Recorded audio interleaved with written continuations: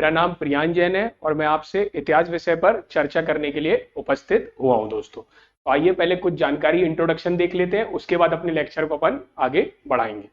चलिए आइए देखते हैं। सबसे पहले प्रश्न ये उठता है कि आपके कुछ प्रश्नों की मैं जानकारी देना चाहूंगा कि हमारा जो ये कोर्स है ये कैसे आगे बढ़ेगा, हमने ये जो कोर्स शुरू किया ये क्यों शुरू किया है, इसके पीछे हमारे उद्देश्य क्या है और आपको क्या क्या प्रोवाइड किया जाएगा और आपसे क्या अपेक्षाएं हैं, आपको क्या करनी है। तो आइए पहले उस पर डिस्कस कर लेते हैं 5-10 मिनट, उसके बाद अपने इतिहास विषय को अपन आगे बढ़ाएंगे दोस्तों। तो सबसे पहले मैंने जैसे बता दिया, मेरा नाम प्रियांश जैन है, मैंने बैचलर ऑफ इंजीनियरिंग और मास्टर ऑफ इंजीनियरिंग की है और कई सालों से इन्हीं परीक्षाओं से जुड़ा हुआ हूं दोस्तों, और मेंस भी लिखा है मैंने 19 का। तो चलिए पहला प्रश्न ये उठता है कि मैं क्या पढ़ाऊंगा, तो मैं इतिहास विषय पढ़ाऊंगा। दूसरी चीज ये होती है कि हमने ये जो कोर्स है क्यों शुरू किया, इसका उद्देश्य क्या है दोस्तों।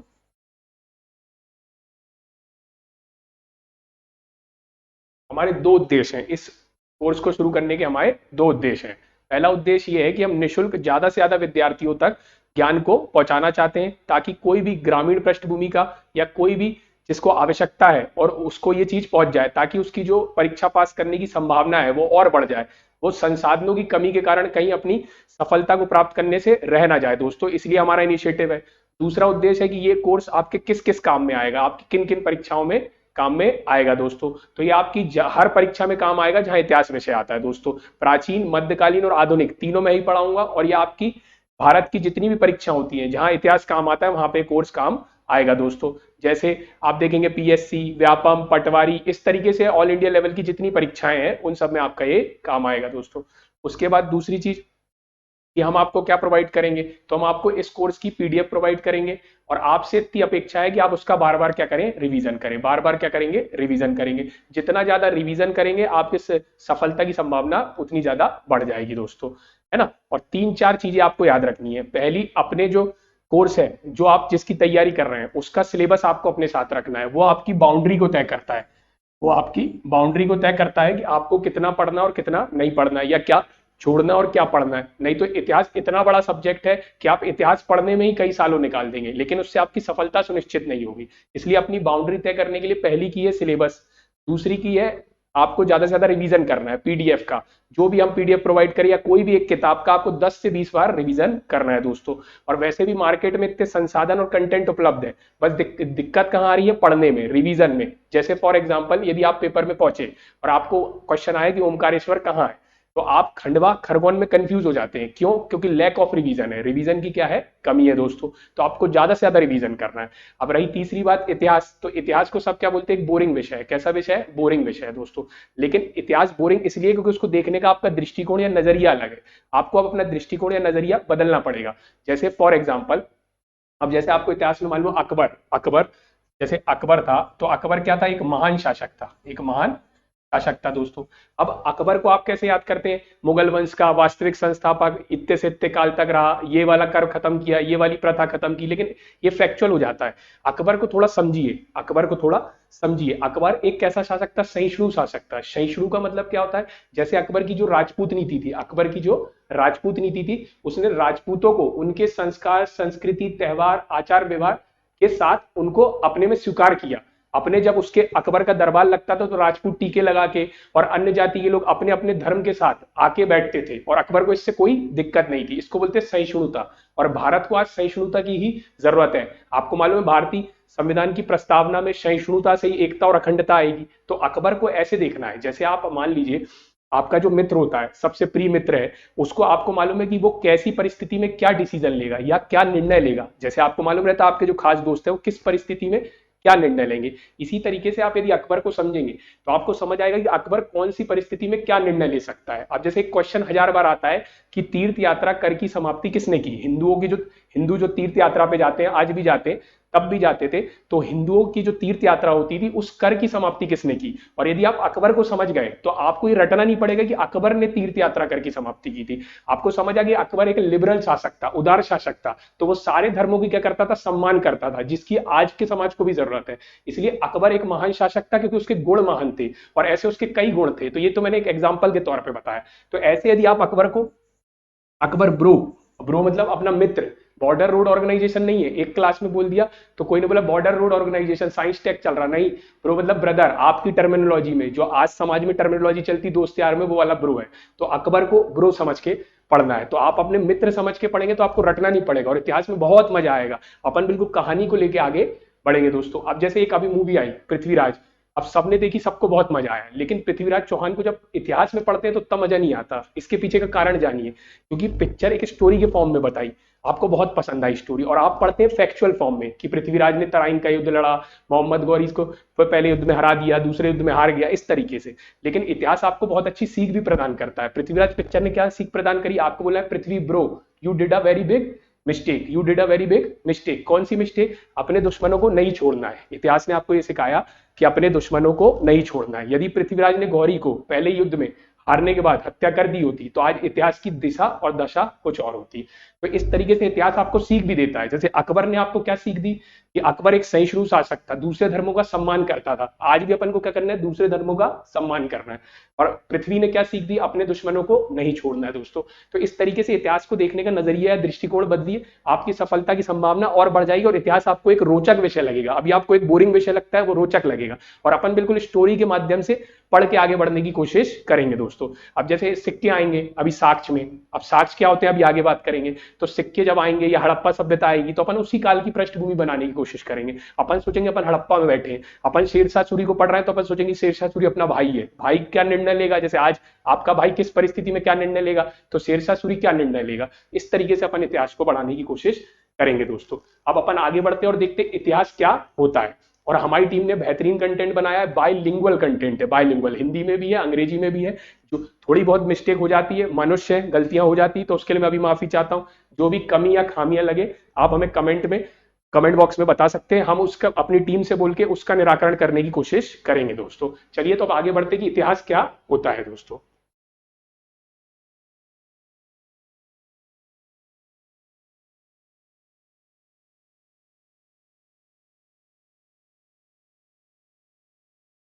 देखिए दोस्तों, इतिहास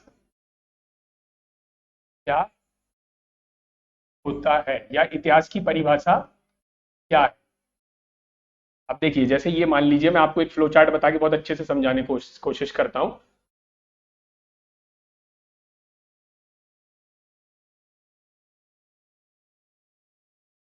ये देखिए, जैसे कि ये पूर्व है, ये वर्तमान है, और ये आपका भविष्य है। अब देखिए फॉर एग्जाम्पल, जैसे कि जब आप छोटे थे तो आपने कुछ गलती की होगी। मानिए आप जब छोटे थे तो आपने कुछ गलती की होगी, तो उस गलती की आपको क्या मिली होगी, या तो सजा मिली होगी या दंड मिला होगा, या है ना, तो गलती की क्या, दंड। अब ऐसे ही आपने कोई अच्छा काम किया होगा, उसके लिए आपको प्रोत्साहन मिला होगा, पुरस्कार मिला होगा। तो आपने जो पिछली अपनी गलती की, फॉर एग्जाम्पल अपने बचपन में या आज से कई साल पहले या कभी आपने कोई गलती की, उस गलती से आपको दंड मिला, तो आपने सीखा कि ये गलती दोबारा नहीं करना है, तो सीख। इसी तरीके से आपने कोई अच्छा काम किया तो आपको क्या हुआ, पुरस्कार मिला, है ना दोस्तों। तो आपने क्या देखा कि यदि अच्छी पढ़ाई करने से अच्छे नंबर आते हैं तो पुरस्कार मिलते हैं, तो आप अभी क्या करते हैं, अच्छी पढ़ाई करने की कोशिश करते हैं, क्योंकि आपको मालूम भविष्य इससे भी पुरस्कार मिलेंगे दोस्तों। तो इस तरीके से अपने पूर्व की गलतियों से सीखना या अच्छी चीजों को ग्रहण करना और उसको वर्तमान में क्या करना, अप्लाई करना, जिससे आपका भविष्य क्या हो जाए, सुनहरा हो जाए दोस्तों। तो इसको इतिहास कहा जाता है। इतिहास क्या है, तो अपनी पूर्व की गलतियों से सीखना या अच्छी चीजों को ग्रहण करना, वर्तमान जो आज है उसमें अप्लाई करना और अपने भविष्य को सुनहरा करना दोस्तों। कैसे, फॉर एग्जाम्पल आपको मालूम होगा एक राजा था मोहम्मद बिन तुगलक, एमबीटी भी बोलते हैं, मोहम्मद बिन तुगलक। तो उसने क्या किए, अपने साम्राज्य में सिक्के चलवाए, करेंसी नोट, जैसे आज नोट चलते हैं उसमें भारत सरकार का वचन पत्र लिखा रहता है, ऑथेंटिकेशन होता है, लीगल करेंसी होती है वो, जो आज करेंसी होती है अपनी, है ना, उसमें भारत सरकार ने वचन दिया हुआ है कि मैं धारक को वचन देता हूं। लेकिन क्या किया मोहम्मद बिन तुगलक ने, जब सिक्के चलवाए, उसने जहां सिक्के छपवाए तो अपने साम्राज्य का जो है ऑथेंटिकेशन चिन्ह लगाना वो भूल गया कि ये हमारे साम्राज्य की करेंसी है। तो इस तरीके से उस साम्राज्य के वो चिन्ह लगाना भूल गया, तो घर घर में क्या छप गए, नोट या सिक्के छप गए फॉर एग्जाम्पल। तो इससे क्या हुआ, उसकी अर्थव्यवस्था बिगड़ गई। तो ये आपको ये सीख देता है, ये पूर्व की गलती है, एमबीटी की पूर्व की गलती ने आपको क्या दी, सीख, और आप ये क्या इससे सीखा कि करेंसी छपवाएंगे, मिंटिंग करवाएंगे, तो उसमें भारत सरकार का ऑथेंटिकेशन लगवाएंगे, या किसी भी सरकार का किसी भी क्षेत्र का उसमें चिन्ह लगवाएंगे, ऑथेंटिकेशन लगवाएंगे, तो उसको लगवाएंगे वर्तमान में। अब वैसी गलती दोबारा नहीं करेंगे, ताकि क्या हो, आपका भविष्य सुनहरा हो सके, ये गलती दोबारा ना हो और आप अर्थव्यवस्था आपकी अच्छे से चल सके दोस्तों। तो ये एक एग्जाम्पल था कि अपने पूर्व की गलतियों से सीखना या अच्छी चीजों को ग्रहण करना, वर्तमान में अप्लाई करना और अपने भविष्य को सुनहरा बनाना दोस्तों। तो ये इतिहास की एक परिभाषा थी जो मैंने गढ़ने की कोशिश की दोस्तों। आई होप आपको समझ आई होगी दोस्तों। चलिए अब आगे बढ़ते हैं, आगे देखते हैं कि अगली स्लाइड में क्या है। अब देखिए दोस्तों, अब अपन इतिहास को 3 काल में बांट के पढ़ेंगे। तो ये काल का विभाजन किस आधार पर किया गया है, तो ये अध्ययन की दृष्टि से इसको 3 काल में विभाजित किया गया है दोस्तों। यहां मैं लिख देता हूं अध्ययन के आधार पर, अध्ययन को सरल करने की दृष्टिकोण से। तो अध्ययन को सरल करने के दृष्टिकोण से इतिहास को 3 काल में विभाजित किया गया है दोस्तों। पहला है प्राचीन इतिहास, दूसरा है मध्यकालीन इतिहास और तीसरा है आधुनिक काल इतिहास। आइए इसको एग्जांपल से समझने की कोशिश करते हैं। जैसे मान लीजिए आप हैं, बोले कि आपका इतिहास लिखें, तो फॉर एग्जांपल आपका इतिहास लिखते हैं 0 से 16 उम्र तक आपने क्या किया, 16 से 32 तक क्या किया, और 32 प्लस में क्या करेंगे। मान लीजिए कभी आपका इतिहास पढ़ना लिखना पड़े तो उसको आप पूरा लिखेंगे, उससे अच्छा अपन 3 काल में बांट के लिखेंगे तो लिखना आसान होगा। क्योंकि फॉर एग्जांपल यदि मैं आज आपसे पूछूं कि आपके बचपन की चीज याद करो, तो बहुत सारी चीजें आपको याद नहीं होंगी, है ना, बहुत सारी चीजें याद नहीं होंगी, लेकिन उसके बाद की बीच की 16 से 32 की थोड़ी थोड़ी और 32 प्लस की जो अभी वर्तमान चल रहा है जस्ट कुछ पहले की, तो बहुत सारी आपको चीजें याद होंगी। ऐसे इतिहास को 3 काल में बांटते हैं। अब देखिए आपका इतिहास बांटा, अब देखिए 0 से 16 में हो सकता है आपको चॉकलेट खाना पसंद था तो लिखेंगे आपको चॉकलेट खाना। अब 16 से 32 में हो सकता है कि आपको कोई और पसंद था, आप जानते हैं कोई और पसंद था, और 32 के बाद क्या हुआ, विवाह हो गया, तो अब जो पसंद था उसी से टकराहट, तो ये मजाक के तौर पे था।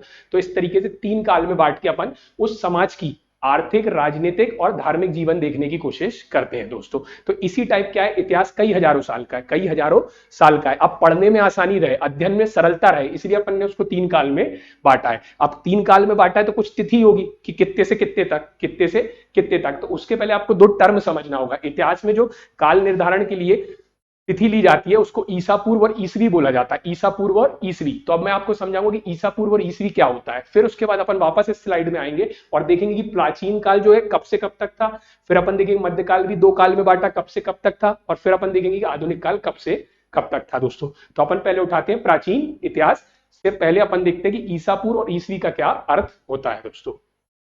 अब देखिए फॉर एग्जाम्पल, जैसे कि मान लीजिए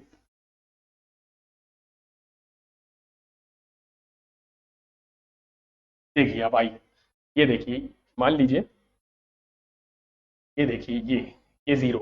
अब देखिए क्या हुआ कि आपको जैसे मालूम होगा कि जैसे आपके मोहल्ले में है एक कोई बहुत पैसे वाले लोग होते हैं, धनवान होते हैं, उनकी ही चलती है, हर समाज में कोई ना कोई वजनदार आदमी होता है उसकी चलती है। ऐसे ही क्या था विश्व में, पहले आपको मालूम है ब्रिटिश लोगों की चलती थी, अंग्रेजों की चलती थी, अपन भी अंग्रेजों के गुलाम रहे कई साल, पूरा विश्व ही लगभग अधिकतर लोग रहे। तो इसलिए ऐसे ही हुआ कि ब्रिटिश ने इस काल का विभाजन किया है, ब्रिटिश लोगों ने। उनने क्या किया है, ब्रिटिश में आपको मालूम है कि उनके भगवान कौन है, जीसस क्राइस्ट, है ना, जीसस क्राइस्ट। तो जीसस क्राइस्ट का जो जीवन काल है वो बहुत छोटा सा है, बहुत छोटा सा है। तो उनके जन्म से उनकी मृत्यु तक जितना भी टाइम रहा बहुत छोटा सा है, तो उसको 0 मान लिया, उसको क्या मान लिया, 0 मान लिया।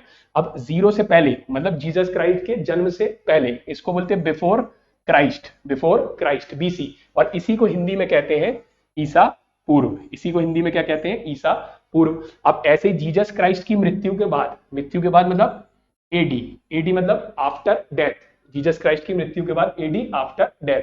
और इसी को हिंदी में कहते हैं दोस्तों ईसवी।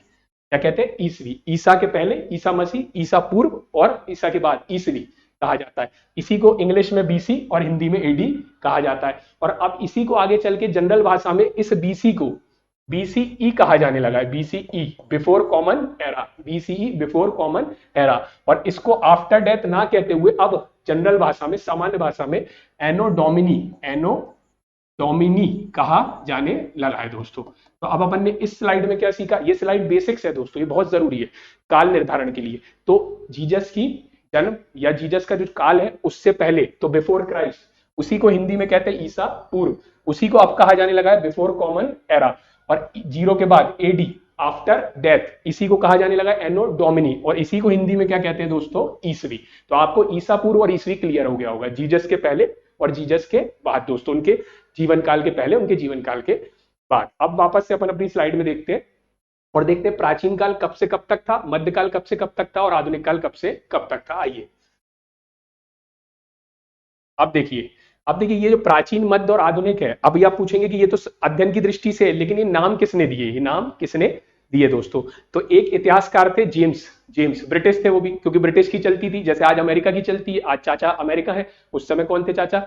ब्रिटेन वाले थे, तो ब्रिटिश। तो ब्रिटिश ने क्या किया था, ब्रिटिश था, एक ब्रिटिश था जेम्स, उसने बोला था कि इस काल को उसने बोला था एक्चुअली हिंदू काल। हिंदू काल क्यों? क्योंकि इस समय सारे हिंदू राजा थे, अशोक था, अशोक द महान, अशोक ब्रो, तो इस समय हिंदू राजा थे।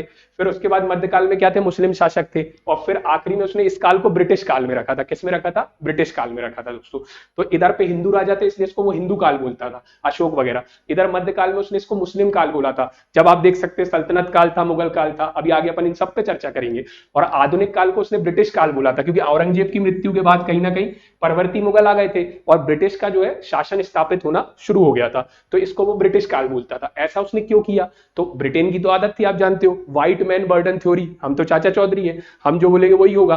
तो वो ये दिखाना चाहते थे कि हम कितने अच्छे और आप कितने बुरे हो। तो वो यही दिखाते थे कि हिंदू काल में कितनी सारी कुप्रथा थी, मुस्लिम काल में कितनी सारी कुप्रथा थी। लेकिन जितना विकास हुआ, जितना वैज्ञानिक स्तर पर लोग अपने प्रगति की, जितनी भी अच्छी चीजें आई वो हमारे काल में आई, इसलिए उसको वो बोलते थे ब्रिटिश काल। सब अच्छा हमने किया और सारा बुरा तुम लोगों ने किया। तो इस टाइप से, उस जेम्स साहब ने बांटा था इस काल को। लेकिन आगे जाके क्या हुआ, पश्चिम वेस्ट की अवधारणा को स्वीकार कर लिया गया, क्योंकि वेस्ट की ही चलती है, तब भी चलती थी, आज भी चल रही है। तो वेस्ट की अवधारणा को स्वीकार कर लिया गया और इनके नाम बदल के इनको प्राचीन काल, मध्यकाल और आधुनिक काल कर दिया गया दोस्तों। तो अब इस तरीके से तीन काल विभाजन हो गए अध्ययन की दृष्टि से। आधुनिक काल को आधुनिक काल क्यों कहते हैं? तो आपको मालूम है मध्यकाल में क्या हुई, सारी कुप्रथा थी। अब मध्यकाल की भी एक विशेषता होती है, एक विशेषता होती है। इसमें क्या होता है, कृषक होते हैं, कृषक, जमींदार होते हैं, जमींदार होते हैं, सामंती प्रथा होती है, सामंती प्रथा होती है, सामंती प्रथा। तो इस टाइप से क्या होती है, इसकी भी एक विशेषता होती है। तो कोई पूछे मध्यकाल की क्या विशेषता है, तो उस समय मतलब एक विशेषता के तौर पे मैं बता रहा हूं, कुछ बेसिक लक्षण होंगे। उसमें कृषक होते थे, जमींदार होते थे और सामंती व्यवस्था प्रचलित होती थी। आधुनिक काल में पूछेगी आधुनिक काल की क्या विशेषता, तो जैसे मैंने बताया इस काल में क्या बहुत सारी कुप्रथा थी, सती प्रथा और भी अन्य बाल विवाह इस टाइप की। तो इससे इससे बाहर निकला आदमी। इतिहास में आपको मालूम है पुनर्जागरण, तो ये सारी चीजों को छोड़ के जब आदमी बाहर निकला तो वो आधुनिक काल की विशेषता। आदमी जाग गया, हर धर्म की हर बातों पे, हर चीज पे, जितनी भी अतार्किक बातें थी उनको तर्क की कसौटी पे क्या है, गढ़ने लगा दोस्तों। तो वो आधुनिक काल की विशेषता हो गई दोस्तों। तो इस तरीके से आधुनिक काल में बहुत सारी वैज्ञानिक प्रगति हुई, बहुत सारी अच्छी अच्छी सारी कुप्रथाएं समाप्त होने लगी और कुछ अच्छी अच्छी प्रथाएं आने लगी दोस्तों। तो इस आधार से ये विभाजन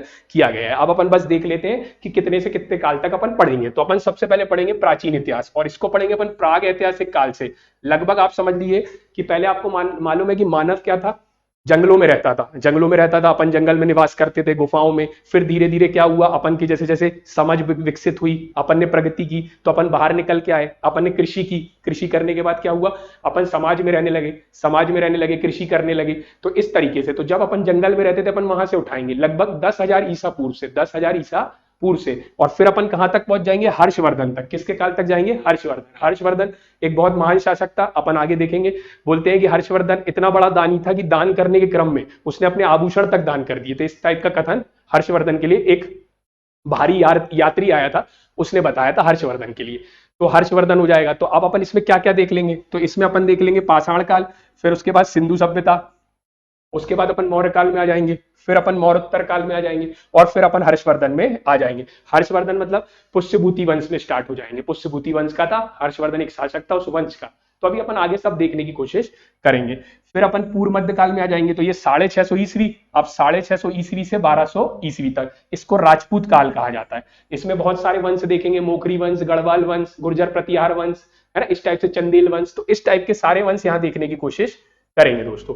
फिर अपन उत्तर मध्यकाल में आ जाएंगे। उत्तर मध्यकाल में 1206 से 1707 ईस्वी तक हो जाएगा। अब 1206 से 1707, तो 1206 में क्या होता है, गुलाम वंश की स्थापना हो जाती है। कुतुबुद्दीन ऐबक गुलाम वंश का संस्थापक था। तो उससे उठा के यहाँ औरंगजेब की मृत्यु तक देखेंगे। औरंगजेब की मृत्यु के बाद कहीं ना कहीं अपने यहाँ क्या होता है, ब्रिटिश का शासन स्थापित होना शुरू हो जाता है। तो 1707 से परवर्ती मुगल आ जाते हैं और ब्रिटिश की अपने यहाँ क्या होना है, पकड़ होनी शुरू हो जाती है और फिर अपन आजादी तक भारत को ले जाएंगे। तो इस तरीके से अपन जंगल से उठा के भारत को आजाद करके ही मानेंगे, बिल्कुल नहीं रुकेंगे। तो इस टाइप से, और जितनी चीजें मैंने आपको अभी बताई समझ नहीं आई कोई बात नहीं, सारी चीजें रिपीट होंगी, दोबारा रिपीट होंगी हर चीज, तो बिल्कुल टेंशन लेने की जरूरत नहीं। बस स्टोरी के फॉर्म में चीजों को कनेक्ट करते चलना है और रिवीजन करना है। Revision is the key to success दोस्तों। अब इसको आप इंग्लिश में देख लेंगे तो एंशिएंट बोलते हैं, इसको मेडिवल बोलते हैं और इसको मॉडर्न बोलते हैं दोस्तों। और आपको लगेगा तो आप मेरे को कमेंट कर दीजिएगा, इसको इंग्लिश में भी प्रोवाइड कर दिया जाएगा दोस्तों, जहां भी जो जरूरत लगे बताते चलिएगा। तो चलिए अब अपन उठाते हैं, एक एक करके आगे बढ़ते हैं। अब देखिए क्या होता है, जैसे इतिहास लिखा जाता है, फॉर एग्जाम्पल आपका इतिहास लिखा जाएगा, मैंने बोला आपका इतिहास लिखें, तो आपका इतिहास किस आधार पर लिखा जाएगा, जैसे आपके फेसबुक पोस्ट है, आपके ट्विटर है, आपके व्हाट्सएप है, उसमें आपने कुछ लिखा होगा, कभी किसी को लिखा होगा, तो वो सब हम निकाल लेंगे, बोलेंगे इतिहासकार आएंगे, बोले मिस्टर चिंटू सिंह का मोबाइल छीन लिया, लैपटॉप ले लिया, आपके ट्विटर फेसबुक सब खंगाले जा रहे हैं। फिर आपके जितनी पर्सनल चीजें, आपको जो भी पसंद है ना, आपके मोबाइल है ना, आपके घर की टीवी, फ्रिज, इस टाइप की चीजें हमने निकाल ली और उस आधार पे हम कोशिश करेंगे कि आपका इतिहास गढ़ा जाए। अब जैसे फॉर एग्जांपल साक्ष्य क्या होता है, जैसे आप गए बंक मार के मेरी क्लास मूवी किसी के साथ, अब आपका क्या हुआ, गए पिक्चर क्लिक की मूवी में, आईनॉक्स में, आपने डाल दी फेसबुक पे पोस्ट, अब क्या हुआ, उसको घर पहुंचे, पापा ऐड थे फेसबुक पे, आप भूल गए, पापा ने देखा, बोले कौन थी कौन था, इस टाइप से, तो फिर क्या हुआ, साक्ष्य छूट गए, आप पकड़े गए। इसलिए साक्ष्य नहीं छोड़ना है, इतिहास ये भी सिखाता है कि साक्ष्य नहीं छोड़ना है। तो ये तो मजाक के तौर पे था, असली में साक्ष्य क्या होता है, जैसे कहीं भी मान लीजिए खनन होगा, कहीं भी खनन होगा तो बहुत सारी चीजें निकलेंगी, जैसे कोई, जैसे समाज था तो समाज कुछ खाना पीना खाता होगा तो बर्तन निकलेंगे, आज अपने भी बर्तन है, चाय के कप, इस टाइप की चीजें निकलेंगी, तो इनको मृदभांड बोल देंगे। क्या बोल देंगे, मृदभांड। अब मान लीजिए उस समय का मनुष्य चित्रकला प्रेमी होगा तो उसने कुछ चित्र बनाया होगा, और चित्र हमेशा उस चीज का बनाया जाता है जिसमें आपको इंटरेस्ट होता है, जिसमें आपको इंटरेस्ट होता है, चित्र उसी चीज का बनाया जाता है। ऐसे ही बहुत सारे क्या होंगे, सिक्के निकलेंगे, जैसे आज अपना 500 का नोट, 5 का सिक्का अपना गिर जाता है, वो कभी खुदाई हुई तो अपना 5 का सिक्का निकलेगा। ऐसे ही एक इतिहासकार को वहां का 5 का मिल गया, लेकिन वो छुपा रहा था, लेकिन फटाक से अपन ने पकड़ लिया, अरे इसमें क्या है, इसमें कुबड़ वाला बैल बना है, इसमें बहुत सारी अन्य चीजें, कुछ लिखा हुआ है। तो इस आधार पर अपन उस समाज के आर्थिक, राजनीतिक और धार्मिक जीवन आदि का पता लगाने की कोशिश करते हैं दोस्तों। तो साक्ष्य क्या होते हैं, साक्ष्यों की मदद से इतिहास को गढ़ा जाता है। अब जैसे मेरे को बोलेंगे कि अशोक के टाइम का इतिहास लिखो, तो अशोक का इतिहास मैं तभी लिख पाऊंगा ना जब मुझे अशोक के बारे में कोई जानकारी होगी। और अशोक के बारे में मुझे जानकारी कब मिलेगी, जब मुझे अशोक की चीजें मिलेंगी। अशोक की चीजें कैसी, कि अशोक कहीं कुछ गढ़वा के गया होगा, अभिलेख, कुछ अभिलेख मतलब होता है कि अशोक ने कहीं दीवार में कुछ लिखवा दिया, कहीं भी कुछ भी लिखा है तो वह अभिलेख है। कहीं स्तंभ, लोहे के पिलर में अशोक ने कुछ लिखवा दिया, तो अब जब मैं वो चीजें लूंगा, उनको पढ़ूंगा, तभी तो अशोक के साम्राज्य की राजनीतिक, धार्मिक, अन्य जानकारी प्रदान कर पाऊंगा कि अशोक राजनीति में क्या विश्वास करता था, कि जैसे आज राजनीति है संसदीय प्रणाली, क्या अशोक भी संसदीय प्रणाली मानता था कि नहीं, कौन सी प्रणाली मानता था। इस टाइप की जानकारी किससे मिलती है, साक्ष्यों से मिलती है, और साक्ष्यों के माध्यम से इतिहास को क्या करते हैं, अपन गढ़ने की कोशिश करते हैं। तो साक्ष्य के आधार पर इतिहास गढ़ा जाता है। और इतिहास क्या है, जो जैसा है वैसा ही दिखाया जाता है। इतिहास का मतलब होता है इतिहास को साक्ष्यों के आधार पर वैज्ञानिक तरीके से जो जैसा है, उस समय जैसा था, समाज जैसा था, वैसा ही दिखाया जाता है दोस्तों। तो इस तरीके से इतिहास को जानने के अब साक्ष्य भी दो टाइप के होते हैं। इतिहास को जानने के साक्ष्य भी दो टाइप के होते हैं। जैसे आपके बर्तन से लेके आपके ट्विटर का पोस्ट, सब साक्ष्य में आते हैं। इसी तरह से उस समय भी इतिहास को जानने के दो टाइप के साक्ष्य होते थे। एक होता है पुरातात्विक साक्ष्य और एक होता है साहित्यिक साक्ष्य। एक पुरातात्विक और एक साहित्यिक। पुरातात्विक साक्ष्य में क्या क्या आते हैं, तो पुरातात्विक साक्ष्य में अभिलेख, सिक्के, स्मारक एवं भवन, चित्रकला, मूर्तियां और मोहरे, ये आते हैं दोस्तों। अब इनको अपन एक एक को उठा के पढ़ने की कोशिश करेंगे और देखेंगे किस काल में क्या साक्ष्य के अंतर्गत मिला। जैसे अभिलेख है, तो क्या अभिलेख अशोक के काल में कौन सा अभिलेख मिला, तो जैसे मान लीजिए यहाँ पे मृदभांड है, अभी मृदभांड यहाँ पे हेडिंग रह गई है, मान लीजिए मृदभांड है, तो मृदभांड है तो कौन, मृदभांड मतलब एक तरीके से समझ लीजिए बर्तन, तो किस समाज के लोग कैसा बर्तन यूज करते थे, कौन लाल मृदभांड यूज करता था, कौन चित्रित धूसर मृदभांड यूज करता था। इस तरीके से एक एक को अपन पढ़ने की कोशिश करेंगे। आपको कुछ भी ना समझ आए, आप धैर्य रखिए, आपको धीरे धीरे सब समझ में आएगा। बहुत बड़ा विषय इतिहास, एक ही दिन में सब समझ आ गया तो फिर आप क्या बात थी, इसलिए धीरे धीरे आगे बढ़ेंगे। अब देखिए, पुरातात्विक मतलब पुरातात्विक साक्ष्य वे साक्ष्य होते हैं जो उनकी चित्रकला, जो उनके मंदिर, स्मारक, राजा का दरबार, भवन जितने बनते थे वो जैसा आपके घर में, जैसे आपका मोबाइल, फ्रिज, आपका घर, इस टाइप की चीजें आती है पुरातात्विक में। साहित्यिक में क्या आता है, साहित्य का मतलब ही होता है, साहित्य मतलब लिखा हुआ कुछ, कुछ लिखा, आप कहीं भी कुछ भी लिख दीजिए तो वो साहित्य में आता है ना दोस्तों। साहित्य मतलब बेसिकली साहित्य के 3 पैमाने होते हैं, लेकिन छोटी एग्जांपल के तौर पर जनरल भाषा में मैं आपको समझाने की कोशिश रहा, साहित्य मतलब किताबें, कुछ लिख गया। जैसे अब साहित्य भी, कोई देसी यात्री आया, कोई विदेशी आया, इस टाइप के लोग, कोई देसी, अब देसी और विदेशी क्या अभी समझाने की कोशिश करता हूं। तो साक्ष्य 2 टाइप के होते हैं, पुरातात्विक और साहित्यिक। साहित्यिक में भी देसी होते हैं और विदेशी होते हैं। विदेशी जैसे फॉर एग्जाम्पल आप है, अब आपके घर में आपके चाचा मामा फूफा आए, है ना, अब वो देख के गए और वहां जाके बता रहे कि इनका लड़का तो आपका लिख दिया उनने इतिहास साहित्य, कि ऐसा है वैसा है, अच्छा है बुरा, जैसा भी आपके। तो जो फूफा काका मामा है वो विदेशी हो गए, यूनानी, चीनी, अरबी, इस टाइप के उस समय आते थे लोग राजा के दरबार में, तो वो लोग लिख के जाते थे कि इस समय का समाज कैसा था, इसकी सामाजिक धार्मिक राजनीतिक जीवन कैसा था।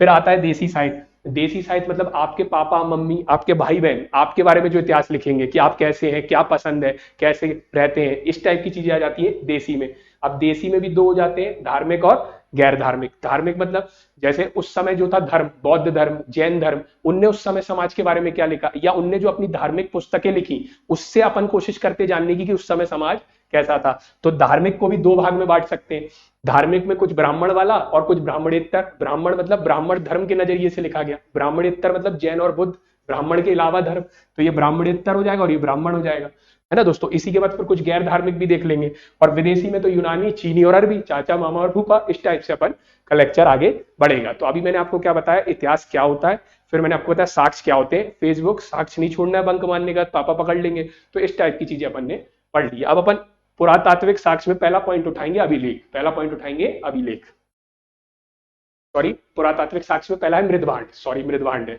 तो आइए पहले देखते हैं अपन। देखिए पुरातात्विक में मैंने आपको बता दिया मृदभांड, अभिलेख, सिक्के, चित्रकला और मूर्तिकला आदि आते हैं। It includes pottery, inscriptions, coins, painting and sculpture. इतिहास जानने के लिए पुरातात्विक साक्ष्यों का विशेष महत्व है दोस्तों। अब इस पॉइंट का क्या मतलब है, इस पॉइंट का क्या मतलब है दोस्तों, तो इतिहास जानने के पुरातात्विक साक्ष्य का विशेष महत्व है। देखिए साक्ष्य 2 टाइप के होते हैं, एक होता है पुरातात्विक और एक होता है साहित्यिक।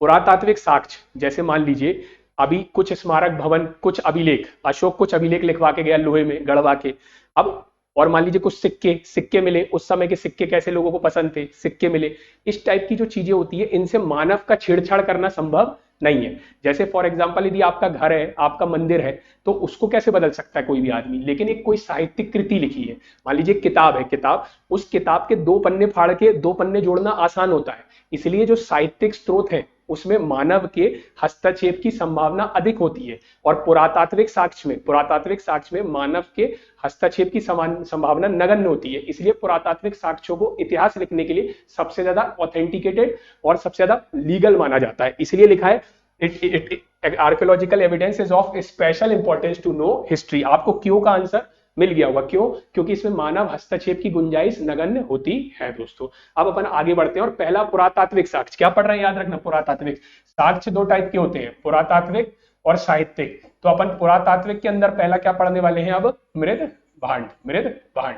अब मृदभांड क्या होते हैं, तो सिंपल भाषा में आपके बर्तन, आपके घर में जो चावल रखने के लिए बर्तन होता है, खाना खाने के लिए बर्तन होता है, कटोरी होती है, कप होता है, वो एक तरीके के मृदभांड है, एक तरीके की क्या है, मृदभांड। अब इससे क्या पता चलता है, अपन को बेसिकली साक्ष्यों के माध्यम से उस समय के इतिहास की, समाज की जानकारी चाहिए कि वो समाज कैसा था, है ना दोस्तों, क्या था समाज में, कैसे लोग रहते थे, उनको क्या धर्म पसंद था, कैसी राजनीतिक व्यवस्था थी, है ना, आर्थिक स्थिति कैसी थी। तो अब मृदभांड से आर्थिक स्थिति कैसे बनती है मैं अभी अब अगली स्लाइड में आपको बताऊंगा। तो मृदभांड एक तरीके से आप समझ लिए उनके बर्तन। आइए तो अपन पहला उठाते हैं मृदभांड। अब देखिए मृदभांड, अब देखिए विभिन्न कालों एवं लोगों द्वारा प्रयोग में लाए गए मृदभांड खुदाई में पाए गए हैं जो इस प्रकार है। अब क्या, जैसे मैंने आपको बोला इतिहास है, अब आप इतिहास लिखने के लिए पहुंचे, है ना, आप इतिहासकार हैं, जैसे अपने यहां मान लीजिए फॉर एग्जांपल अभी भीमबेटका में एक नई गुफा मिल गई, या एक नया, एक तरीके से लग रहा है कि कुछ नई चीजें मिल रही जो इतिहास में थी, वहां कुछ घर मिल गए जो खंडर में दबे हुए हैं। तो अपने यहाँ का आर्कियोलॉजिकल डिपार्टमेंट जो है ना, पुरातात्विक विभाग, जो संस्कृति मंत्रालय के अंतर्गत कार्य करता है, किसके अंतर्गत, संस्कृति मंत्रालय। ये भी आपके ऑब्जेक्टिव का क्वेश्चन है, आपको क्विज में पूछूंगा मैं, देखिए पेपर आउट कर दिया है, याद रखिएगा। तो चलिए अब वापस लौटते हैं मृदभांड। तो जैसे क्या होता है, आप किसी संस्कृति समाज का अंदाजा लगा तो आपने खुदाई की, खुदाई, तो खुदाई में बहुत सारी चीजें निकलेंगी उस समाज की। जैसे आज अपन धस जाए, अपन, आप बोलेंगे गुस्सा हो गया, अपन क्यों, आप धस जाइए, चलिए मैं धस जाऊं, तो ये मेरे टेबल, कैमरा, ये मेरा डिजिटल बोर्ड, ये मेरा लैपटॉप, ये सब अंदर चले जाएंगे। फिर यहाँ खुदाई होगी तो धीरे धीरे बाहर निकलेंगे। इसी तरीके से जब अपन ने खुदाई की तो बहुत सारे मृदभांड बाहर आए, और उसी मृदभांड के आधार पर अपन ने अंदाजा लगाया कि इधर के लोग कैसे मृदभांड का उपयोग करते थे, कैसे मृदभांड का उपयोग करते थे। तो अपन क्या पढ़ रहे हैं, अपन साक्ष्य में पुरातात्विक के अंदर पहला पॉइंट पढ़ रहे हैं मृदभांड, पहला पॉइंट पढ़ रहे हैं मृदभांड। अब देखिए खुदाई में मिले तो आप देखिए विशेष लाल मृदभांड का प्रयोग करते थे। तो अब आपको ये पता चल गया जो सिंधु सभ्यता के लोग थे, सिंधु सभ्यता, अब मान लीजिए आप सिंधु सभ्यता में बैठे हैं आज, अपन जो है अब अपन लोग सिंधु सभ्यता में आ चुके हैं, जिस काल में जाएंगे उसी काल में बैठ जाएंगे। अब अभी अपन सिंधु सभ्यता में बैठे हैं, आप बोर होने लगे होंगे तो आपको चाय लगेगी, आपने बोला मम्मी चाय लेके आओ, तो मम्मी चाय ला रही लाल मृदभांड में। तो सिंधु सभ्यता की विशेषता क्या थी, लाल मृदभांड। इसी तरीके से काले और लाल मृदभांड 2400 से 100 ईस्वी तक प्रयुक्त किए जाते थे। तो 2400 के आसपास सिंधु सभ्यता थी, वहां से लेके जो लाल मृदभांड है वो 100 ईस्वी तक लाल ही मृदभांड चलते रहे, मतलब लाल कप का बिल्कुल ट्रेंड था, जैसे आज हनी सिंह का ट्रेंड है उस समय लाल कप का ट्रेंड था। फिर उसके बाद चित्रित धूसर मृदभांड, अब पेंटेड ग्रे वेयर पॉटरी, तो ये किसका उदाहरण है, तो वैदिक आर्य। तो देखिए सिंधु लोग लाल मृदभांड का और वैदिक आर्य लोग चित्रित धूसर मृदभांड का प्रयोग करते थे। और मृदभांड मतलब चाय का कप, अपन भारतीय चाय के प्रेमी तो चाय का कप, इस टाइप से समझ लीजिए। अब इंग्लिश में black and red pottery was used from 2400 BC to 100 AD, और painted grey ware pottery was used by the Vedic Aryan. दोस्तों तो अब आपको समझ आ गया कि पुरातात्विक में पहला पॉइंट था मृदभांड। मृदभांड एक तरीके से बर्तन, ये देखिए मृदभांड के चित्र हैं, ये मृदभांड के चित्र हैं। तो लाल मृदभांड सिंधु सभ्यता के, और वैदिक में भी, अब वैदिक में भी दो काल है, ऋग वैदिक और उत्तर वैदिक, अब वो दोनों अलग अलग मृदभांड का उपयोग करते थे, वो मैं आपको आगे क्लियर करूंगा। तो अभी आप देख लीजिए वैदिक आर्य चित्रित धूसर मृदभांड का प्रयोग करते थे। दोस्तों अब अपन आगे बढ़ते अगले पॉइंट की तरफ। अब आ गया अभिलेख, ये आप अभिलेख का एक चित्र देख सकते हैं, ये किसका चित्र है, अभिलेख का। अब देखिए अभिलेख क्या होता है, अभिलेख क्या होता है, जैसे फॉर एग्जांपल आज अपन लोग बोलते हैं अपनी अभिव्यक्ति की स्वतंत्रता है, भारतीय संविधान में आर्टिकल में लिखा हुआ अभिव्यक्ति की स्वतंत्रता। अब अभिव्यक्ति का क्या मतलब होता है, आपको आज सरकार की आलोचना करनी है या सरकार की सराहना करनी है तो आप अपने फेसबुक, ट्विटर, व्हाट्सएप और अन्य माध्यमों से कर सकते हैं। तो वो आपके अभिव्यक्ति का क्या है, माध्यम है, आपके अभिव्यक्ति का क्या है, माध्यम है, माध्यम है। आपका फेसबुक, आपका ट्विटर है ना, अन्य चीजें आपकी अभिव्यक्ति की क्या है, माध्यम है। आज आप जाएंगे फेसबुक में सरकार की बुराई कर देंगे या सरकार को प्रोत्साहन दे देंगे, जैसे मास्टर है मास्टर की बुराई कर देंगे या मास्टर को प्रोत्साहन दे देंगे, तो इस तरीके से। अब उस समय अशोक जैसे एक राजा था, ऐसे अन्य राजा थे। अब राजा को प्रजा से कम्युनिकेट करना था, जैसे आप आज आपको सरकार से कम्युनिकेट करना है, संवाद कायम करना है, ऐसे ही राजा को क्या करना था, प्रजा को आदेश देना था, या राजा को प्रजा को बताना था कि हमने कौन सा युद्ध लड़ा और कितना क्षेत्र हमने जीत लिया, अब अपने साम्राज्य में कौन कौन सी चीजें आएंगी। तो इस तरीके से जब राजा को प्रजा से संवाद करना होता था तो अभिव्यक्ति का एक माध्यम लगता था, और वही अभिव्यक्ति का माध्यम क्या होता है, अभिलेख होता है। अभिलेख एक तरीके से अभिव्यक्ति का माध्यम है, किस किस के बीच, तो राजा के बीच और प्रजा के बीच। जैसे आज आप देखेंगे केंद्र सरकार और अपन जनता, केंद्र सरकार और जनता, ऐसे ही राजा और प्रजा के बीच में माध्यम क्या था, अभिलेख था। अभिलेख, अभिलेख ऐसे राजा जीतते थे, अब राजा जीतते थे, उनको बताना है कि हमने ये जीत लिया, हमने वो जीत लिया, हमने इसको मारा, हमने ये घसीट दिया, हमने वो पीट दिया, इस टाइप की चीजें। और कुछ अच्छी चीजें भी, जनता तक कोई आदेश देना है कि जनता कैसे आचार व्यवहार करेगी, क्या नियम को फॉलो करेगी, हमारे साम्राज्य में आज से क्या चलेगा, तो उस समय राजा जो बोल देता था वही आदेश होता था। तो इस तरीके से ये अभिलेख है, और ये अभिलेख किस लिए यूज होता था, अभिव्यक्ति का ये माध्यम था। अब देखिए अशोक का अभिलेख है, किसका अभिलेख है, एक तरीके से समझिए अशोक का। अब देखिए ये राइटिंग अपन को समझ नहीं आएगी, अपन लोग कोशिश कर मर जाएंगे क्या लिखा है समझ नहीं आ रहा, लेकिन अब मास्टर की राइटिंग देखो खुद ही बेकार है, तो ये तो मैं बेहतरीन समझ लूंगा, क्योंकि मैं और अशोक एक जैसे एक काल में एक जैसा लिख रहे हैं, तो दोस्त थे। तो इसमें लिखा है कि मास्टर प्रियांजन बहुत अच्छा टीचर है, इनके विद्यार्थी बहुत कर्मठ है, सफलता की संभावना बहुत अधिक है, तो ये मजाक के तौर पे था। इस तरीके से अभिलेख है। तो अभिलेख क्या है, अभिव्यक्ति का माध्यम है। अब देखिए अभिलेखों के अध्ययन को क्या कहा जाता है, अभिलेखों के अध्ययन को कहा क्या जाता है। अब देखिए इस तरीके का अभिलेख लिख के अशोक चले गए, अशोक इस तरीके का अभिलेख लिख के चले गए। अब इसको डिकोड करना ही अपने आप में एक कला है। तो कई जो कई अधिकारी हैं, कई लोग हैं, कई इतिहासकार हैं, कई विशेषज्ञ हैं, वो इसको डिकोड करने के लिए बहुत ज्यादा क्या करते हैं, मेहनत करते हैं, कई लिपियों को सीखते हैं। जैसे अशोक की ब्राह्मी लिपि थी, तो ब्राह्मी लिपि का पहले ज्ञान होना चाहिए, तभी तो अशोक के उसको डिकोड करेंगे। अभी आगे अपन इस पे और विस्तार से चर्चा करेंगे। तो देखिए अभिलेख के अध्ययन को एपिग्राफी कहा जाता है। अभिलेख के अध्ययन को क्या कहा जाता है, एपिग्राफी कहा जाता है। The study of inscription is called epigraphy. Study मतलब इसको पढ़ना। अब इसके पढ़ने को जो आदमी इसको पढ़ता है उसके लिए मेहनत करता है, जैसे अपन परीक्षा निकालने के लिए पढ़ाई कर रहे हैं, वो इनको पढ़ने के लिए मेहनत करते हैं। तो उस अभिलेख के अध्ययन को epigraphy, study of inscription is called epigraphy. फिर उसके बाद अभिलेख मुख्यतः स्तंभों में, शिलाओं में, ताम्रपत्रों में, मुद्राओं में, मूर्तियों में और गुफाओं में खुदे हुए मिले हैं दोस्तों। काय काय में? Pillars, rocks, copper plates, coins, idols are carved in caves, are carved in caves. तो जैसे फॉर एग्जांपल मान लीजिए जहां भी कुछ लिखा है, जहां भी कुछ लिखा है वो अभिलेख है, जहां भी कुछ लिखा है वो क्या है? अभिलेख है। जैसे अब मोहरे मिली, मोहरे मोहरे, या सिक्के मिले, 5 का सिक्का गिर गया था, एक इतिहास गिर गया, उठाया, सिक्के में पड़ा, तो सिक्के में कुछ लिखा है तो वो क्या है? अभिलेख है। दीवार में कुछ लिखा है तो वो क्या है? अभिलेख है। लोहे के पिलर में कुछ लिखा है तो वो क्या है? अभिलेख है। तो इस तरीके से चाहे स्तंभों में, शिलाओं में, ताम्रपत्रों में, मुद्राओं में, मूर्तियों में और गुफाओं में जहां भी खुदे हुए मिले हैं तो सब क्या है? अभिलेख हैं दोस्तों। तो अभिलेख के अंतर्गत ये देख लिया। अब अपन अभिलेख में बहुत सारे ऑब्जेक्टिव क्वेश्चन आते हैं, बहुत सारे फैक्ट्स आते हैं, उनको देखने की कोशिश करते हैं, और जो फैक्ट आपके छूट जाएंगे वो हम आपको अलग से प्रोवाइड करेंगे, आप हमें कमेंट में बता सकते हैं।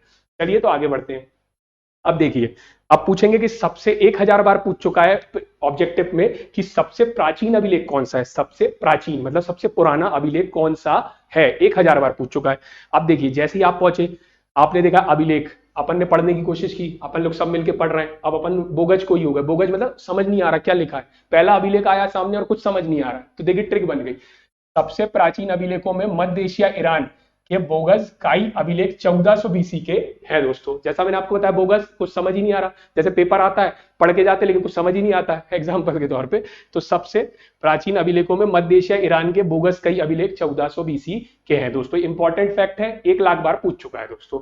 अब उसके बाद देखिए, among the oldest record the Boghaz Koi inscription of Central Asia, Iran dated back to 1400 BC दोस्तों। इस तरीके से अब इसके बाद ये पूछा जाता है कि भारत में पहला अभिलेख किसने जारी किया था? कौन सा राजा था भारत में जिसने पहला अभिलेख जारी किया था? अब जैसे मेरे को मालूम है अशोक द महान, अशोक भाई, अपने Ashok bro, Ashok the great, तो उनने पहला अभिलेख जारी किया था भारत में। हुआ क्या, उस समय अशोक के जो साथी थे, जैसे आज आपके साथी हैं, आपका कोई दोस्त बंबई में, कोई दोस्त आपका पुणे में, इस तरीके से अशोक के कौन थे कॉम्पिटिटर उस समय? ईरान का राजा, मध्य एशिया का राजा। तो उधर के जो राजा थे वो अपनी जनता से कम्युनिकेट करने, संवाद कायम करने के लिए अभिलेख का यूज करते थे। इसी तरीके से अशोक ने उनकी अच्छी चीजों को ग्रहण किया, अशोक को लगा यार बेहतरीन है, अपन भी कर सकते हैं, तो अशोक ने भी अपनी जनता से संवाद कायम करने के लिए किसका यूज किया? अभिलेख का यूज किया। किसका यूज किया? अभिलेख का यूज किया। तो भारत में पहला राजा कौन था? अशोक। तो ये देखिए, भारत में अशोक पहला राजा था जिसने जनता को अभिलेखों के माध्यम से संबोधित करने की कोशिश की। तो यहाँ इंग्लिश में भी Ashok is the first king, Ashok is the first king. चलिए अब देखिए, अशोक के अभिलेख मिले, मैंने पीछे दिखाया, जिससे मुझे मैं ही पढ़ पाया क्योंकि मेरी राइटिंग और अशोक की मैच करी। ऐसे ही क्या होता है, कई इतिहासकार जो हैं वो क्या करते हैं, अशोक के अभिलेखों को पढ़ने की कोशिश करते हैं। अब अशोक को अभिलेख को पढ़ने के लिए 2 चीजें आनी चाहिए। क्या आनी चाहिए? 2 चीजें आनी चाहिए। पहली बात, जो अशोक के अधिकतर अभिलेख है वो ब्राह्मी लिपि में है और प्राकृत भाषा में। लिपि कौन सी है? देखिए, अशोक के अभिलेख की लिपि क्या है? अशोक के अभिलेख की लिपि है ब्राह्मी। अशोक के अभिलेख की कैसी लिपि है? ब्राह्मी। और अशोक के अभिलेख की भाषा कैसी है? भाषा प्राकृत। अशोक के अभिलेख की लिपि है ब्राह्मी और भाषा है प्राकृत। ऐसा नहीं है कि अशोक के अधिकतर अभिलेख ब्राह्मी लिपि में है और प्राकृत, अशोक के अन्य अभिलेख भी हैं जो यूनानी में है, अरामाइक में है, अन्य भाषाओं में भी है, अन्य लिपियों में भी है। तो यदि आपसे क्वेश्चन पूछे सबसे ज्यादा, तो लिपि आएगी ब्राह्मी और भाषा आएगी प्राकृत, भाषा आएगी प्राकृत। तो इस तरीके से अशोक, अब इस अभिलेख को पढ़ने के लिए पहले आपको ब्राह्मी और प्राकृत आनी चाहिए। लिपि मतलब होता है जैसे अपनी देवनागरी लिपि है, जैसे इंग्लिश की लिपि रोमन है, ABCD, ABCD वो लिपि है, वो रोमन है। अपनी कौन सी है? देवनागरी है लिपि, हिंदी की। और हिंदी क्या है? भाषा। अंग्रेजी क्या है? भाषा। ऐसे ही अशोक की ब्राह्मी लिपि थी और प्राकृत भाषा थी दोस्तों। तो इस तरीके से आपका ये हो जाता है। अब इस लिपि और इस भाषा का ज्ञान जिसको होगा, पहले वो इसका ज्ञान लेगा। जैसे आप इतिहास पढ़ रहे हैं, आपको परीक्षा निकालनी है, तो पहले आप इतिहास का ज्ञान लेंगे, पढ़ाई करेंगे कई साल, फिर पेपर निकालेंगे और फिर अधिकारी बन जाएंगे। ऐसे ही क्या है, आप कई इतिहासकार होते हैं, उनका शौक होता है, वो जाके ऐसी ऐसी भाषा पढ़ते हैं और फिर अशोक का जो इंस्क्रिप्शन है उसको डिकोड करने की कोशिश करते हैं कि अशोक क्या लिख के गया था। और ऐसा डिकोड करने वाला पहला इंसान कौन था? तो अशोक के अभिलेख को पढ़ने का श्रेय 1837 ईस्वी में जेम्स प्रिंसेप को दिया जाता है दोस्तों। तो ये आपको इंपॉर्टेंट फैक्ट है, कई बार पूछ चुका है। 1837 में ईस्वी में जेम्स प्रिंसेप, यहाँ भी आप देख सकते हैं जेम्स प्रिंसेप इन 1837 एडी दोस्तों। एडी एनो डोमिनी मैंने आपको बताया, ईसा पूर्व, ईसवी, इस टाइप से चीजें। तो जेम्स प्रिंसेप 1837 एडी, जिसने अशोक के इंस्क्रिप्शन को पढ़ पाया। जैसे मास्टर की राइटिंग को आप पढ़ पा रहे हैं तो आप भी आज से एक इतिहासकार हो गए फॉर एग्जाम्पल। चलिए आगे बढ़ते हैं। अब देखिए मास्की, गुर्जरा, निट्टूर और उदयगुलम से प्राप्त अभिलेखों में अशोक के नाम का स्पष्ट उल्लेख है। अब देखिए राजा, अब राजा तो राजा होता है, राजा के कई नाम होते थे। राजा के घर का नाम, जैसे आपका भी स्कूल का नाम है, फिर आपके घर का कुछ निकनेम है, ऐसे राजा के भी 2-3 नाम थे। तो अब राजा का किस अभिलेख में कौन सा नाम लिखा है, राजा के किस अभिलेख में कौन सा। जैसे आप कविता लिखते हैं तो कविता कई लोग होता है, दिखा होगा बड़े बड़े कवि, कविता लिखने वाले अपना ओरिजिनल नाम नहीं लिखते, कुछ उनका एक सिंबल चलता है, ये वाले कवि, ये वाले कवि, है ना। तो इसी तरीके से राजा के भी अभिलेख में कई नाम मिले, कई नाम मिले, स्कूल का नाम, निकनेम, इस टाइप से। तो ये 4 जगह है, ये 4 जगह से अशोक के अभिलेख मिले हैं और जिसमें अशोक का नाम अशोक ही लिखा है। मतलब जो स्कूल का नाम था, जिस नाम से अपन जानते थे, वही लिखा मिला है। लेकिन क्या है, जो परीक्षक है, परीक्षा लेने वाला है, उसको पता है अशोक के घर का नाम, मतलब स्कूल का नाम तो सब जानते हैं, लेकिन निकनेम कोई नहीं जानता। इसलिए वो पेपर में 1005 पूछ चुका है कि उसका निकनेम, अभी मैं आपको बताता हूं। तो देखिए मास्की, गुर्जरा, निट्टूर और उदयगुलम, ये 4 जगह है। यहां से जो अभिलेख मिले उसमें अशोक का नाम क्या है, अशोक ही है। तो Ashoka name is clearly mentioned in the inscription received from Maski, Gurjara, Nittur and उदयगुलम।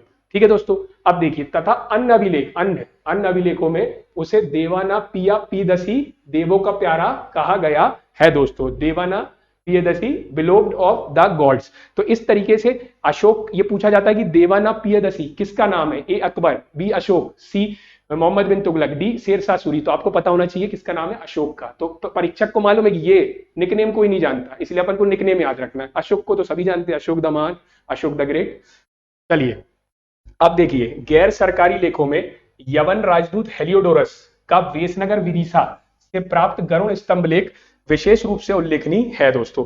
अब इस पॉइंट में आपको यह समझने की जरूरत है कि जैसे आपको बताया कि गैर सरकारी लेखों में, तो गैर सरकारी क्यों बोला। अब जैसे मान लीजिए आज भारत सरकार है, अब भारत सरकार में चाइना सरकार का क्या आते हैं आजकल, एम्बेसडर आते हैं, राजदूत आते हैं। ऐसे ही उस समय सरकार कौन था, अशोक राजा था, अकबर राजा था, तो वो उस समय सरकार थी। अब ऐसे ही दूसरी जगह जैसे ईरान में कोई राजा था, है ना, उसका राजदूत जैसे आज चाइना का एम्बेसडर अपने यहाँ आया, ऐसे उस समय का राजदूत आया। तो जब वो राजदूत आते थे तो क्यों आते थे, आज चाइना का एम्बेसडर क्यों आता है, अमेरिका का क्यों आता है, अमेरिका से अपना 2+2 डायलॉग चलता है, विदेश मंत्री इस टाइप से मंत्री जाते हैं, बात करके आते, क्यों, कूटनीति करने के लिए। तो उस समय भी राजा के पास क्या होते थे, दूसरे राजा के राजदूत आते थे कूटनीति करने के लिए। तो अब वो आए यहाँ घूमने के लिए, मान लिया होटल में रह रहे हैं, ताजमहल देखने गए, उनका मन हुआ, उनने किताब छाप दी भारत के ऊपर, ऐसे चाइना के एम्बेसडर ने, या भारत के ऊपर कुछ लिखा, तो वो लिखे से भी तो अपन भारत का अंदाजा लगा सकते हैं कि भारत का सामाजिक, आर्थिक, राजनीतिक जीवन कैसा था। तो इसी तरीके का एक गैर सरकारी लेख, एक राजदूत आया था। गैर सरकारी का मतलब आप समझ गए होंगे, सरकार का आदमी नहीं था, बाहर से आया था, तो गैर सरकारी। तो यवन राजदूत था, यवन के राजा का राजदूत था, अपने आया था हेलियोडोरस। अब इसको इतना पसंद आया भारत कि ये भी एक अभिलेख लिखा के निकल लिए। अब लिखा के वो गए, पढ़ना अपन को पढ़ रहा है, लेकिन अब परीक्षा निकालनी तो जरूरी है। तो राजदूत हेलियोडोरस का वेसनगर विदिशा से प्राप्त गरुड़ स्तंभ लेख विशेष रूप से उल्लेखनीय है दोस्तों। तो ये इंपॉर्टेंट फैक्ट है भारत के लिए, भारत के इतिहास में तो है ही, और एमपी के विद्यार्थियों के लिए बहुत जरूरी फैक्ट है। तो हेलियोडोरस ने क्या, वेसनगर विदिशा में क्या लगाया, गरुड़ स्तंभ लेख लगवाया। इसको खंबा बाबा भी कहा जाता है, और इसी से कहीं ना कहीं बोलते हैं, इसमें ऐसा लिखा है कि भागवत धर्म की शुरुआत का श्रेय भी इसे दिया जाता है दोस्तों। तो 3 फैक्ट मैंने आपको बता दिए। अब अपन आगे बढ़ने की कोशिश करते हैं। अब देखिए अशोक के मेरठ एवं टोपरा के स्तंभ लेखों को फिरोज शाह तुगलक द्वारा दिल्ली लाया गया, तो अकबर ने कौशाम्बी के अभिलेखों को उठाकर इलाहाबाद के किले में रखवाया। देख लीजिए इंग्लिश में, Ashoka's pillar article of Meerut and Topra were brought to Delhi by Firoz Shah Tughlaq and Akbar picked up the inscriptions of Kausambi and kept in the fort of Allahabad. क्या हुआ दोस्तों, अब राजा के बाद अन्य राजा के बाद राजा, अब ऐसे ही मोहम्मद बिन तुगलक थे, कभी घूमने गए होंगे, पर्यटन का मन हो रहा होगा, बोले थोड़ा यात्रा कराते। अब वो वहां गए तो उनको अशोक का अभिलेख जो गड़ा हुआ था पसंद आ गया, ऑटो से बेहतरीन गए थे तो ऑटो के पीछे बांधे और अपने यहाँ ले आए, फॉर एग्जाम्पल मजाक के तौर पे। तो जो मेरठ और टोपरा में अशोक का अभिलेख है उसको फिरोज शाह तुगलक कहां ले आया था, दिल्ली ले आया था। ऐसे ही अकबर ने क्या किया, अशोक के कौशाम्बी के अभिलेख को कहां लगा लिया, इलाहाबाद में लगा दिया दोस्तों। तो इस तरीके से वो वहां से उठा के इस चीज को, अभिलेख को अपने यहाँ लेके आ गए और वहां पर उन्हें गड़ा लिया या लगा लिया। अब इंग्लिश में भी मैंने आपको बता दिया। अच्छा, तो मैं पूरी पीपीटी रीड नहीं कर रहा हूं, मेरा उद्देश्य ज्यादा से ज्यादा आपको समझाना है। यदि मैं पूरा रीड करूंगा तो लेक्चर बहुत बड़ा हो जाएगा, और आप बोलेंगे तो फिर मैं रीड भी कर दूंगा, तो कमेंट कर दीजिएगा। तो बाकी मैं आपको समझा ज्यादा से ज्यादा रहा हूं, आपको समझाने में मजा आ जाएगा और याद हो जाएंगी चीजें। जैसे बोगज, बोगज हुए बोगज, तो सबसे पहला अभिलेख बोगस कोई था दोस्तों।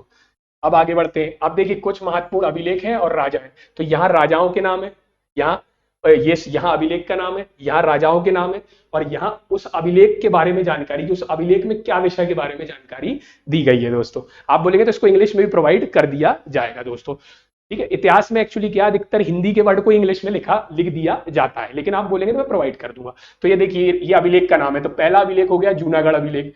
किस राजा से रिलेटेड है? राजा रुद्रदामन। और इसमें क्या दिया है? इसमें रुद्रदामन की विजयों, व्यक्तित्व, कृतित्व का विवरण प्राप्त हुआ दोस्तों। तो इसमें क्या हुआ? जूनागढ़ अभिलेख में कहीं ना कहीं रुद्रदामन की विजयों का, व्यक्तित्व का और कृतित्व का विवरण प्राप्त हुआ। मैंने आपको बोला अभिलेख मतलब जनता को कुछ आदेश देना है, जनता तक कोई जानकारी साझा करना है। और राजा तो आप जानते थे, राजा साम्राज्य विस्तार पर अधिकतर राजा विश्वास करते थे, तो वो लड़ाई युद्ध लड़ते थे, जीतते थे। अब जीतने के बाद जहां जीते उस क्षेत्र पे अपना कब्जा कर लिए। तो कब्जा कर लिए तो जैसे आज अपन जीतते हैं तो भारत का झंडा लगा देते, तो वो जीतते थे तो अपने अभिलेख गड़वा देते। तो देखो हमने इनको खींच खींच के मारा, लेटा लेटा के मारा, हम ये जीत गए, हम वो जीत गए। जैसे अभी हर्ष और पुलाकेशिन 2 एओल अभिलेख में, तो पुलाकेशिन 2 ने उसमें लिखवाया है कि मैंने हर्ष को घसीट घसीट के मारा, लेकिन ऐसा नहीं, ये मजाक के तौर पे था। उसकी और हर्ष की लड़ाई हुई और उसमें पुलाकेशिन 2 विजित हुआ था दोस्तों। तो ये राजा, ये अभिलेख है जूनागढ़, इसमें रुद्रदामन, और इसमें रुद्रदामन की विजय, उसकी व्यक्तित्व और उसके कृतित्व का विवरण प्राप्त होता है दोस्तों। इसी जूनागढ़ अभिलेख में कई और राजा की जानकारी है। इसमें लिखा है कि जो चंद्रगुप्त 2 था उसका पश्चिम तक विस्तार था, तो उसका पश्चिम तक विस्तार की जानकारी भी इसी अभिलेख में है। इसी अभिलेख में स्कंदगुप्त की भी बात की गई है, तो इसलिए जूनागढ़ अभिलेख बहुत इंपॉर्टेंट हो जाता है। अब दूसरा देख लीजिए, हाथी गुम्फा। इसमें खारवेल राजा के बारे में जानकारी है। क्या लिखा है? खारवेल के शासन की घटनाओं का क्रमबद्ध विवरण है। अधिकतर तो आसान है, उनके युद्ध का, उनके जीवन का, उनके व्यक्तित्व का, उनके शासन का क्रमबद्ध विवरण है। अधिकतर चीजें आपको यही मिलेंगी इस तरह। बस आपको ये इंपॉर्टेंट याद रखना है कि जूनागढ़ में रुद्रदामन, हाथी गुम्फा में खारवेल, नासिक प्रशस्ति में गौतमीपुत्र सातकर्णी, प्रयाग प्रशस्ति में समुद्रगुप्त, महरौली लौह स्तंभ में चंद्रगुप्त 2, भीतरी अभिलेख में स्कंदगुप्त, एहोल अभिलेख जैसे मैंने आपको बताया पुलाकेशिन 2, हर्ष और पुलाकेशिन के युद्ध का विवरण है दोस्तों। मधुवन और बांसखेड़ा अभिलेख में हर्षवर्धन, इसमें हर्षवर्धन उनके बारे में जानकारी है। इस बांसखेड़ा और मधुवन ताम्रपत्र लेख से हमें वर्धन वंश, हर्षवर्धन किस वंश का था? वर्धन वंश के बारे में जानकारी मिलती है। और लास्ट है मंदसौर अभिलेख, जो मालवा नरेश यशोधर्मन का था। ये कई बार एमपीपीएससी में पूछा जा चुका है। सैनिक उपलब्धियों का वर्णन है दोस्तों। तो इधर है अभिलेख, इधर है राजा, और ये उनके विषय में जानकारी है। और आपको याद करना है, ये फैक्ट बहुत इंपॉर्टेंट है। और जो भी लगे, आपको लगे मेरे को पढ़ना चाहिए, पढ़ने का कोई औचित्य नहीं है, मैंने आपको अभिलेख समझा दिया कि अभिलेख अभिव्यक्ति का माध्यम है दोस्तों। तो आइए अब अपन आगे बढ़ते हैं और आगे देखने की कोशिश करते हैं। अब देखिए अपना स्टार्ट होता है सिक्के। क्या स्टार्ट कर रहे हैं अपन? सिक्के। अब जैसे मान लीजिए फॉर एग्जाम्पल एक इतिहासकार था, वो गया घूमते हुए, है ना, पता चला कि यहाँ पे हड़प्पा की साइट मिली है, मोहनजोदड़ो, इस टाइप से कुछ मिला है। तो खुदाई चली तो सिक्के निकले, सिक्के 5 का। उधर किसी का गिर गया होगा इतिहास में, जैसे आज अपने जीन से 5 का गिर जाता है ना, तो अपन फटाफट उठा लेते, ऐसे उस समय किसी का 5 का गिर गया होगा। तो किसी इतिहासकार को पसंद आ गया, उसने वो 5 का उठा लिया, वो 5 का क्या करा? उठा लिया। उसमें उसने देखा कि उसको देखा आगे पीछे कि क्या लिखा है। अच्छा, पेड़ पौधे बने हैं, इसमें कुछ लिखा भी है उस समय की जानकारी। फिर उसने देखा कुबड़ वाला सांड भी बना हुआ है। तो इस तरीके से जब उसने सिक्के की पढ़ाई करके ही बता दी कि उस समय समाज में क्या क्या पसंद था, क्या नापसंद था, मतलब इस तरीके से इतिहास गढ़ा जाता है। इतिहास का एक साक्ष्य ये भी है सिक्के। तो अपन पढ़ क्या रहे हैं? अपन पढ़ रहे हैं साक्ष्य। साक्ष्य कितने टाइप के होते हैं? 2, पुरातात्विक और साहित्यिक। पुरातात्विक साक्ष्य में अपन ने पहले कौन से पढ़े? मृदभांड, मृदभांड मतलब बर्तन। फिर अपन ने पढ़े अभिलेख, अभिलेख मतलब अभिव्यक्ति का माध्यम। और अब अपन पढ़ रहे हैं सिक्के, सिक्के। तो इन इतने सारे साक्ष्यों को जब लेके आया जाता है, उनको पढ़ा जाता है, और फिर उस समय के सामाजिक, आर्थिक और राजनीतिक जीवन की जानकारी प्रदान की जाती है दोस्तों। तो अब देखिए सिक्के। अब जैसे अभिलेख के अध्ययन को क्या कहते थे? आप बताइए कमेंट में। अभिलेख के अध्ययन को कल मैं फिर रिवाइज कराऊंगा, और आज रिवाइज करना है, तभी फिर आगे बढ़ेंगे अपन। तो अब देखिए, सिक्कों के अध्ययन को मुद्रा शास्त्र कहते हैं। The study of coin is called numismatics दोस्तों। इंपॉर्टेंट फैक्ट है, कई बार पूछा जा चुका है। अब देखिए, भारत के प्राचीनतम सिक्के आहत सिक्के या पंचमार्क सिक्के हैं, जो मुख्यतः 500 बीसी के हैं, जो मुख्यतः 500 बीसी के हैं। अब आपसे पूछा जाएगा कि सिक्के जो हैं, भारत के प्राचीनतम सिक्के कौन से हैं? तो वो आहत सिक्के या पंचमार्क सिक्के हैं, जो मुख्यतः 500 बीसी के हैं।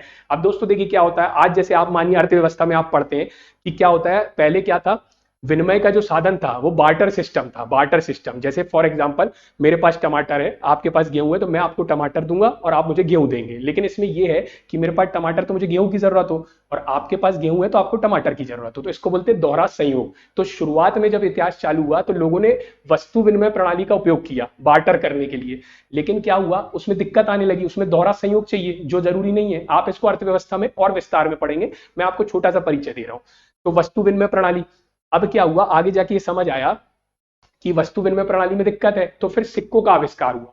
फिर सिक्के आए, सिक्के में भी पहले कौन से आए, आहत सिक्के या पंचमार्क सिक्के। कैसे सिक्के थे, सिक्कों के ऊपर ठप्पा लगा के सिक्के बनाए जाते थे। एक मतलब कोई भी वस्तु ले ली, धातु ले ली, कुछ भी ले लिया, उस पर अपने शासन का क्या लगा दिया, ऑथेंटिकेशन लगा दिया, मार्क लगा दिया। जैसे आज भारत सरकार लगाती ना, मैं वचन देता हूँ, आरबीआई गवर्नर के साइन होते हैं, ऐसे ही उस समय आहत सिक्के, ठप्पा मार सिक्के होते थे, उस पर उन लोगों क्या कर देते थे, जानकारी छाप के उसको ऑथेंटिकेट कर देते थे। यहाँ आप चित्र देख सकते हैं। तो अब देखिए सिक्के थे।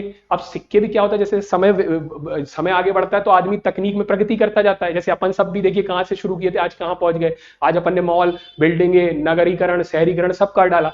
तो इस तरीके से जब सिक्के आगे बढ़े तो पहले चलते थे आहत या पंचमार्क, फिर आगे आएंगे चांदी के, सोने के, ऐसे कर करके आज क्रिप्टो करेंसी तक जमाना आ गया। आज क्रिप्टो करेंसी आप जानते होंगे साइंस टेक में, तो आज क्रिप्टो करेंसी तक आ गए। तो सबसे प्राचीन सिक्के कौन से थे, आहत या पंचमार्क सिक्के थे। और कब के थे, 500 बीसी, 500 बीसी, है ना, बिफोर क्राइस्ट, ईसा पूर्व 500 बीसी। अब अपन आगे अगला फैक्ट देखते हैं। अब देखिए सर्वप्रथम सिक्कों पर लेख उत्कीर्ण करवाने का श्रेय यवनों को है दोस्तों। अब मैंने बताया कि सिक्कों में भी प्रगति, अब राजा भी तो धीरे धीरे प्रगति कर रहा है। पहले उसने सिक्के निकाले, ठप्पा मार, अब राजा को एक दिन दिमाग खराब हुआ कि कुछ थोड़ा इनोवेशन किया जाए, नवोन्मेष, क्यों बैठे हैं फ्री। तो उसने बोला अपन सिक्कों पे कुछ लिखवाते हैं। क्या लिखवाएं, राजा एक ही चीज लिखवाता है। राजा ने बोला अपन लिखवाते हैं अपन ईश्वर तुल्य है, हमें ईश्वर ने भेजा है, हमारा आदेश ही जनता के लिए सर्वोपरि है दोस्तों। तो इस तरीके से अब जैसे ऐसे समुद्रगुप्त है, समुद्रगुप्त का वीणा बजाते हुए सिक्का मिला है, सिक्का। अब देखिए उस सिक्के से ये पता चल गया कि समुद्रगुप्त जो राजा था उसको वीणा बजाने का शौक था। तो इस तरीके से सिक्कों से भी जानकारी प्राप्त हो जाती है और उस आधार पर इतिहास गढ़ा जाता है कि समुद्रगुप्त को वीणा बजाने का शौक था या वीणा बनाने में वो इंटरेस्टेड था दोस्तों। तो अब देखिए सिक्के पहले कौन से आए, आहत या पंचमार्क सिक्के, जो मैंने पीछे बताया ठप्पा मार पुराने थे। उसके बाद और प्रगति हुई, अब राजाओं ने लेख उत्कीर्ण करवाए। तो सबसे पहले किस राजा ने सिक्के पे लिखवाया, सबसे पहले किस राजा ने सिक्के पे लिखवाया, तो यवनों ने लिखवाया सबसे पहले। और सर्वप्रथम स्वर्ण सिक्के जारी करने का श्रेय भी किसका है, यवनों का है दोस्तों। अब इस फैक्ट को कैसे याद रखेंगे, मैं आपको ट्रिक बताता हूं। जैसे आज अपने यहाँ अमेरिका से लोग आते हैं, अमेरिका मतलब विदेशी आते हैं, अपने को डॉलर देके जाते हैं। $8 की कीमत रुपए के कंपैरिजन में कितनी ज्यादा है, तो अपने लिए एक मान लीजिए सोने जैसा है। उस समय यवन भी तो बाहर से आए थे, यवन भी तो बाहर से आए थे और अपने को डॉलर जैसे सोने का सिक्का देके गए थे, उसकी कीमत बहुत ज्यादा थी। तो ऐसे ट्रिक बना लीजिए। सबसे पहले स्वर्ण सिक्के किसने निकाले थे, यवनों ने निकाले थे दोस्तों। फिर उसके बाद सबसे अधिक सिक्के मौर्य उत्तर काल के मिले हैं। अब ये हर फैक्ट बहुत इंपॉर्टेंट है और आपको रटा होना चाहिए। पहला क्या है, सबसे पुराने सिक्के आहत या पंचमार्क हो गए। उसके बाद अगले सिक्के कौन से हुए जिसमें लेख उत्कीर्ण करवाया, तो किसने करवाया, यवनों ने। और यवनों ने ही सोना दिया, तो सोने के सिक्के, क्योंकि अमेरिका डॉलर देता है, तो यवनों ने क्या दिया, सबसे पहले सोने के सिक्के निकाले, सर्वप्रथम सोने के, सर्वप्रथम, सबसे ज्यादा नहीं, सर्वप्रथम। फिर उसके बाद सबसे अधिक सिक्के, अधिक सिक्के कोई भी धातु में हो सकते हैं, तांबे में, चांदी में, मतलब सबसे ज्यादा क्वांटिटी में किसने निकाले, मौर्योत्तर काल के। और गुप्त काल में सोने के सबसे अधिक, यवनों ने पहली बार सोने का सिक्का निकाला, लेकिन सबसे ज्यादा सोने के, सबसे ज्यादा मात्रा में किसने निकाले, गुप्त काल में निकाले गए। गुप्त काल में सबसे अधिक सोने के सिक्के जारी किए गए। और सबसे शुद्ध सोने के सिक्के, अब देखिए शुद्ध सोना, आप सोना लेने जाते हैं तो 24 कैरेट लेते हैं, 22 कैरेट नहीं लेते, शुद्ध। तो सबसे शुद्ध सोने के सिक्के कुषाण शासकों द्वारा जारी किए गए थे, कुषाण शासकों ने। इंग्लिश में देख लीजिए, most coins have been found in the post modern period, the maximum number of gold coins were issued during the Gupta period, whereas the purest gold coin were issued by the Kushan ruler. और ये fact मैंने आपको बता दिया कि समुद्रगुप्त के वीणा बजाते हुए मुद्रा वाले सिक्के से उसके संगीत प्रेमी होने का प्रमाण मिलता है दोस्तों। तो ये Samudragupta playing the Veena gives evidence of his being a lover of music, a lover of music दोस्तों। तो इस तरीके से आपको 4-5 फैक्ट रटे होने चाहिए। सबसे पहले सिक्के आहत या पंचमार्क सिक्के, मैं बार बार क्यों बोल रहा हूं, ताकि आपके कान में बैठ जाए। यदि आपने क्लास को बार बार देख लिया, बार बार रिवाइज कर लिया, तो आपको चीजें यही याद हो जाएंगी। तो सबसे पहले कौन से निकाले थे, आहत या पंचमार्क।